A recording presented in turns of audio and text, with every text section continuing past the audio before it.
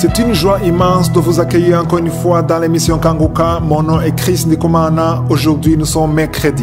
Nous avons compris depuis longtemps à travers cette émission que Dieu a pour nous de bons projets, mais beaucoup de personnes ratent le plan de Dieu. Un jour, quelqu'un m'a demandé comment se fait-il que les gens sont dans des problèmes insurmontables, des problèmes qui n'en finissent pas, les choses qui ne marchent pas dans leur vie, alors que Dieu a pour nous de bons projets. C'est une question importante. Il me disait que si on considère globalement la situation, on dirait que ce sont les plans de Satan qui triomphent dans la vie des gens plutôt que les plans de Dieu.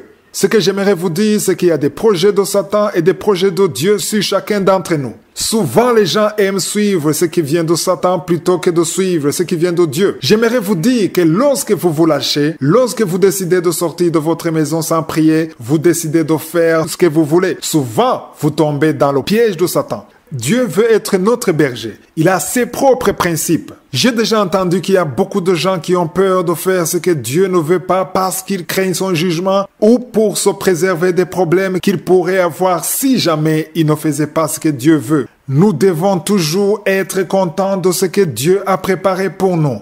Aujourd'hui, j'aimerais qu'on lise dans Psaume 119, verset 35. Le verset commence en disant « Conduis-moi dans le sentier de tes commandements ». Une personne réveillée devrait savoir reconnaître ce que je suis veut qu'elle fasse. Je suis sait ce qu'il faut faire. Vous pouvez vouloir les choses parce que cela plaît à votre chair ou bien parce que votre chair est satisfaite. Vous avez votre propre façon de voir les choses, mais vous devriez vous poser à chaque fois cette question. Qu'est-ce que Dieu pense de tout cela? Comment est-ce que Dieu considère cette situation? Ce sont des questions très importantes. Le verset se termine en disant « Car je l'aime ».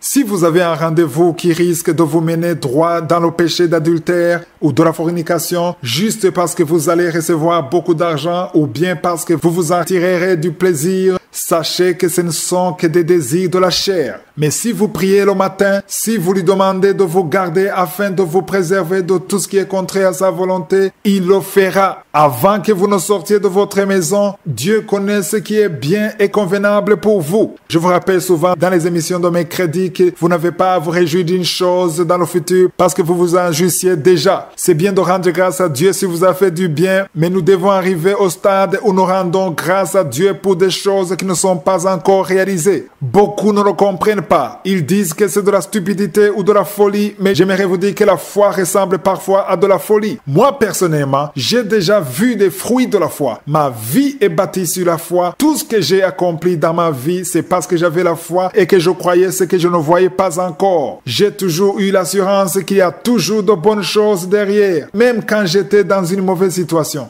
Même quand je dormais par terre et que je ne voyais pas du tout mon avenir, j'avais l'assurance que de bonnes choses m'attendaient. Quand le jour commence, commencez par rendre grâce à Dieu. Demandez-lui de vous guider sur son chemin, de vous permettre de marcher dans sa voie et de vous réjouir de ses bienfaits. Toutes les portes qui seront fermées ne seront pas à vous. Toutes les opportunités que vous raterez ne vous appartiennent pas. Ce n'est pas à vous qu'elles sont destinées. Vous commencerez à vous réjouir de ce que fera l'Éternel, car c'est ce que je suis aura prévu pour vous. C'est ce qu'il aura voulu que vous viviez ce jour-là et c'est ce qui est bien pour vous et pour votre avenir.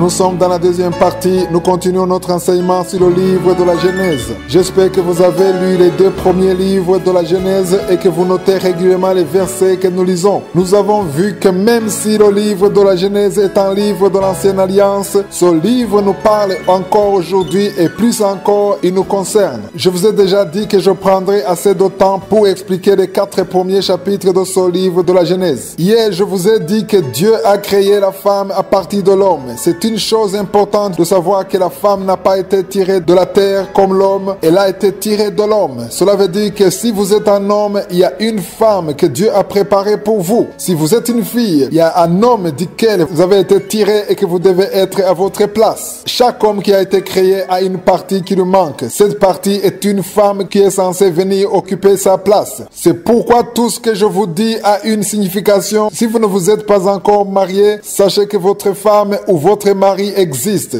Ne perdez plus votre tête, n'ayez plus peur. Là, je parle aux filles, ne dites plus que vous êtes en train de vieillir. Si vous sentez que vous voulez vous marier, sachez qu'il y a un homme pour qui vous avez été créé. Priez désormais et demandez à Dieu de vous permettre de reconnaître l'homme pour lequel vous avez été créé. Vous avez été créé pour un homme parce que vous êtes sorti de l'homme. C'est ce que nous avons lu. Il y a un homme que vous avez besoin de compléter. Il y a une partie qui est sortie de l'homme et vous devez occuper cette place. Une telle prière sera une prière puissante. Parlons maintenant des premières instructions que Dieu a données à l'homme. La première se trouve au verset 15 et 17 dans Genèse chapitre 2. Il est écrit: l'Éternel Dieu prit l'homme et le plaça dans le jardin d'Éden pour le cultiver et pour le garder. L'Éternel Dieu donna cet ordre à l'homme: tu pourras manger de tous les arbres du jardin, mais tu ne mangeras pas de l'arbre de la connaissance du bien et du mal, car le jour où tu en mangeras, tu mourras. J'aimerais vous dire que Dieu a dit cela à Adam avant qu'Ève ne vienne au monde. Dieu s'est adressé à l'homme uniquement. La deuxième instruction se trouve au verset 24. Ève avait déjà été créée. Il est écrit: c'est pourquoi l'homme quittera son père et sa mère et s'attachera à sa femme et ils deviendront une seule chair. Si vous êtes mariés, sachez que devant Dieu, vous êtes une seule chair. Dans les pensées de Dieu, la femme a été tirée de l'homme. Donc votre femme vient de vous.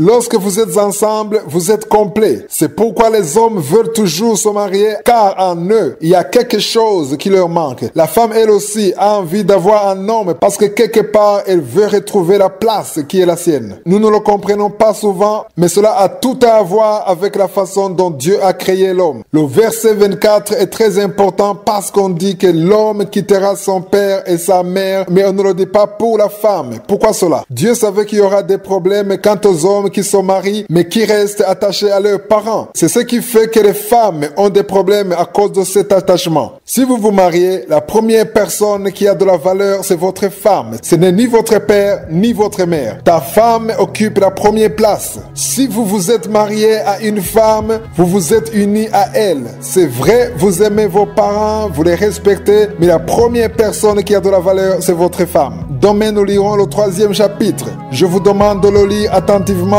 puis nous verrons ce que l'Esprit de Dieu vous dira à propos. Passez une bonne journée. À demain.